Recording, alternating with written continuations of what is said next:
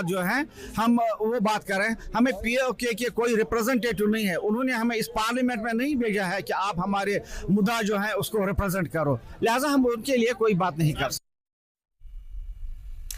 देखिए नेहा, इसमें कोई दोहराई नहीं है कि ये जानबूझकर दिया गया बयान है और इससे वो साफ साफ मैसेज देना चाहते हैं कि उनको पीओके से कोई मतलब नहीं है। क्यों?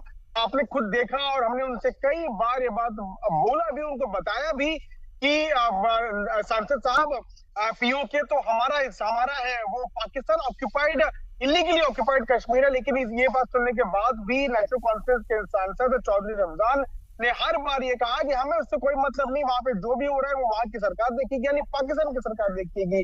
हमें तो जम्मू कश्मीर के लोगों ने चुन के भेजा, हम उनकी बात रखेंगे। हमें पीओके के लोगों ने चुन के नहीं भेजा, हमें उनसे कोई मतलब नहीं है, वो दूसरा देश है। तो ये बयान कहीं ना कहीं दर्शाते हैं जो मानसिकता है नेशनल कॉन्फ्रेंस के नेताओं की। और कई बार नया, इससे पहले चाहे वो पुरानी सरकारें भी रही हो, मोदी सरकार भी, और बीजेपी के भी कई सांसद है, वो बार बार ये कहते रहे हैं कि पीओके भारत का अभिन्न अंग है।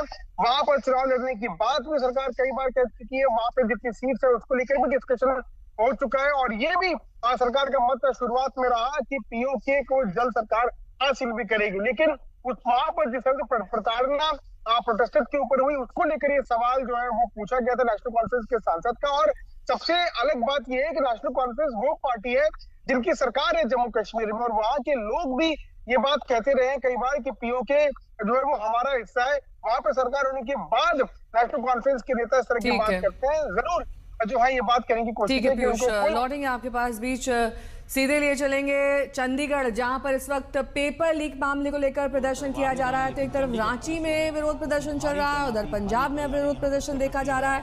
बैरिकेड्स लगे हुए हैं, पुलिस बल की तैनाती है, इन्हें फांदने की कोशिश कर रहे हैं प्रदर्शनकारी। पेपर लीक का मसला है जो पिछले काफी दिनों से ज्वलनशील है। अब अलग अलग शहरों में इसको लेकर प्रदर्शन किए जा रहे हैं। देखना होगा कि कौन इन्हें लीड कर रहा है चंडीगढ़ में। किस तरह जो अलग अलग पार्टीज जो हैं वो प्रोटेस्ट कर रही हैं, और यहाँ पर एबीवीपी के जो एक्टिविस्ट हैं झंडे हाथ में। तो पेपर लीक पर एबीवीपी का ये प्रदर्शन जारी है। चंडीगढ़ में पुलिस का एक्शन भी लगातार चल रहा है, वाटर कैनन का इस्तेमाल भी हो रहा है ताकि इस बैरिकेड को क्रॉस ना कर सके ये प्रदर्शनकारी। एक कार्यकर्ता और स्टूडेंट्स यहाँ पर इकट्ठे हुए थे, और ये देखिए बैरिकेडिंग को तोड़ने की कोशिश है, बैरिकेडिंग को तोड़ने की कोशिश है।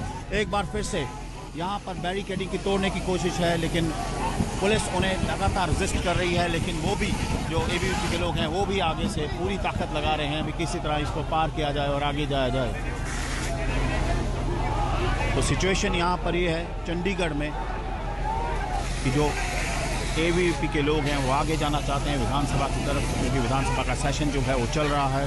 लेकिन ये जो हैं चंडीगढ़ पुलिस ये लगातार इन्हें यहाँ रोके हुए है। कुछ लोग बैरिकेडिंग के ऊपर भी चढ़े हैं एबीवीपी का झंडा लेकर। एजुकेशन को लेकर जो है यहाँ पर एक हेलो हेलो हेलो सीधे आपको ले चलेंगे विधानसभा। यहाँ पर इस वक्त मुख्यमंत्री बोल रहे हैं। गरीबों के लिए नई स्कीम, नई योजनाएं प्रारंभ हो, युवाओं के एम्प्लॉयमेंट के लिए, उनकी स्किलिंग के लिए, अन्नदाता किसानों के लिए कोई नई योजना घोषित हो सके,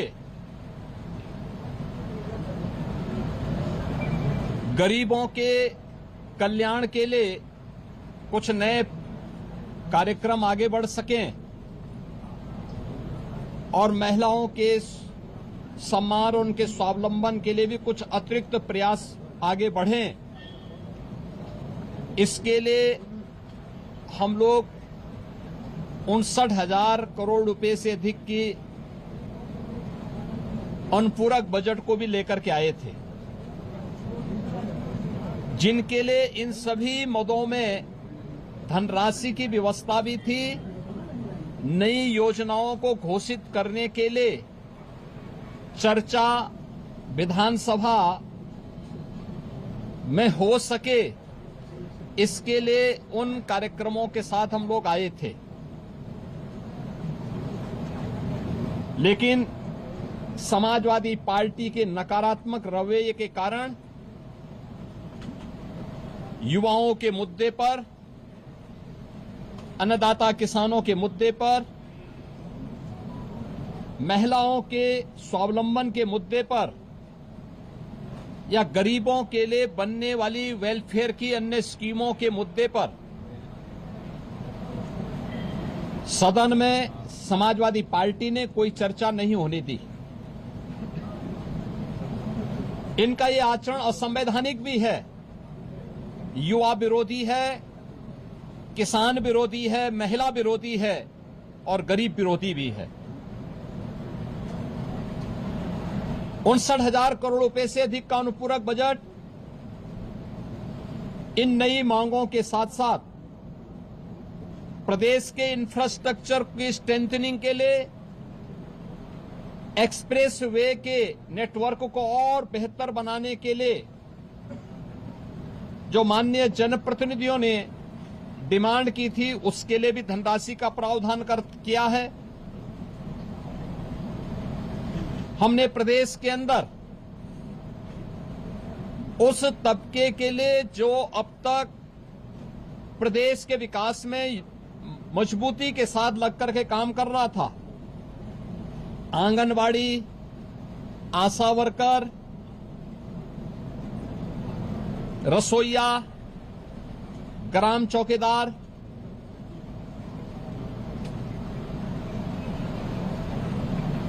आपके कोटेदार, इन सब के साथ साथ उस हरेक तबके को छूने का प्रयास किया था जिनके मानदेय बढ़ने हैं। निराश्रित महिला पेंशन, वृद्धावस्था पेंशन, दिव्यांगजन पेंशन में भी वृद्धि हो, चर्चा हो, जो लोग अब तक इन योजनाओं से जुड़ नहीं पाए थे उन लोगों को जोड़ने का प्रावधान हो, इन सब पे सदन में चर्चा हो।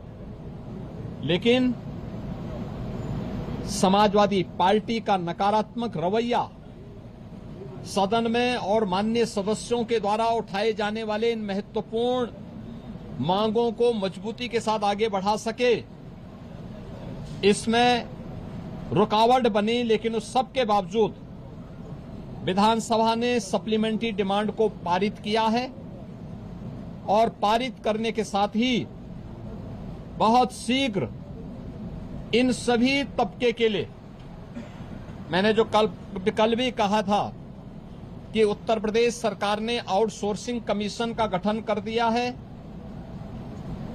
एक न्यूनतम मानदेय हर एक आउटसोर्सिंग कर्मी को प्राप्त हो और उसको हर प्रकार की सामाजिक सुरक्षा की गारंटी भी प्राप्त हो, उसको हम अगले बहुत शीघ्र उसको आगे बढ़ाने जा रहे हैं। उसके लिए धनराशि की व्यवस्था हमने बजट में कर दी है। आंगनवाड़ी, आशा वर्कर, रसोइया, ग्राम चौकीदार या कोटेदार, इन सब के इंसेंटिव और इनके मानदेय को बढ़ाने के लिए भी धनराशि की व्यवस्था हम लोगों ने बजट में की हुई है और उसको भी हम अब विधानसभा से बजट पारित होने के उपरांत विधान परिषद में पारित होगा। विधान परिषद से पारित होने के उपरांत फिर इस बजट को हम लोग अलग अलग कार्यक्रमों के माध्यम से उस तबके तक पहुंचाने का काम भी करेंगे। समाजवादी पार्टी का यह चरित्र इस तबके को अपमानित करने वाला है, जो अल्प मानदेय प्राप्त करने के बावजूद प्रदेश के विकास के लिए और 25 करोड़ जनता जनार्दन की सेवा के लिए पूरी प्रतिबद्धता के साथ कार्य कर रहे हैं। इससे पहले भी इन्होंने शिक्षा मित्रों के भविष्य के साथ खिलवाड़ किया था। हमारी सरकार ने शिक्षा मित्रों के मानदेय को 10,000 से बढ़ा करके 18,000 किया है। पहले 3,000 ये मानदेय मिलता था, हमने 3,000 से 10,000 किया, 10,000 से 18,000 किया और उन्हें 5 लाख रुपए की कैशलेस की सुविधा भी उपलब्ध करवाई। अनुदेशकों को प्रदेश में 9,000 मिलता था, उन्हें 17,000 रुपये उनका मानदेय किया और उन्हें कैशलेस की सुविधा भी उपलब्ध करवाई। बेसिक, माध्यमिक, उच्च शिक्षा से जुड़े हुए जितने भी शिक्षक हैं, इनके मानदेय को इनको कैशलेस की सुविधा उपलब्ध करवाई। अन्य तमाम तबके के लिए बेहतरीन स्कीम को लेकर के, योजनाओं को लेकर के हम सप्लीमेंट्री डिमांड्स में आए थे और इन सब के साथ साथ सामाजिक न्याय के लिए अपना जीवन समर्पित होने वाले उन सभी महापुरुषों के लिए, जिनमें बाबा साहब भीमराव अंबेडकर हैं, जिनमें महर्षि वाल्मीकि जी हैं, संत शिरोमणि सदगुरु रविदास जी महाराज हैं, सामाजिक न्याय के पुरोधा के रूप में और महिला शिक्षा का पुरजोर समर्थन करने वाले संत ज्योतिबा फुले हैं, साहू जी महाराज हैं, इन सभी लोक माता अहिल्याबाई होलकर जी हैं। इन सब के बारे में भी हम लोगों ने इस बजट में चूंकि प्रावधान किया है 407 करोड़ रुपए उनकी मूर्तियों पे छाजन लगाने और सुरक्षित पार्क के लिए, बाउंड्री वॉल के लिए इतनी धनराशि की व्यवस्था इस सप्लीमेंट्री डिमांड्स में थी, वह न पास हो, इसके लिए समाजवादी पार्टी ने लगातार सदन की कार्रवाई को बाधित किया, लगातार व्यवधान पैदा करने का लगातार प्रयास किया। लेकिन इनके व्यवधान के बावजूद सप्लीमेंट्री डिमांड्स विधानसभा से पारित हुई है। विधानमंडल से पारित होने के उपरांत ये सभी कार्य तय सीमा के अनुरूप आगे बढ़ेंगे और सामाजिक न्याय के सभी पुरोधाओं को, सभी महापुरुषों को भी सम्मान मिलेगा। समाजवादी पार्टी के दोहरे चरित्र के खिलाफ, जो दलित विरोधी है, पिछड़ा विरोधी है, युवा विरोधी है, किसान विरोधी है, महिला विरोधी है, गरीब विरोधी है, इन सब चेहरे का उजागर आज उत्तर प्रदेश सदन ने किया है कि इन लोगों का चेहरा और लोकतांत्रिक और संवैधानिक और इस पूरे तबके के साथ अन्याय करने वाला रहा है, अनर्थ करने वाला रहा है। समाजवादी पार्टी के इस अलोकतांत्रिक और संवैधानिक व्यवहार को, जो शर्मनाक व्यवहार लगातार सदन में देखा गया है, हम इसकी निंदा करते हैं और प्रदेशवासियों को इस बात के लिए आश्वस्त करते हैं कि डबल इंजन के एनडीए सरकार ने पिछले 9-9.25 वर्ष के अंदर जिस प्रतिबद्धता के साथ समाज के प्रत्येक तबके के हितों के लिए कार्य किया है, उसी प्रतिबद्धता के साथ यह अभियान बिना रुके, बिना डिगे, बिना थके आगे बढ़ेगा। बहुत बहुत धन्यवाद।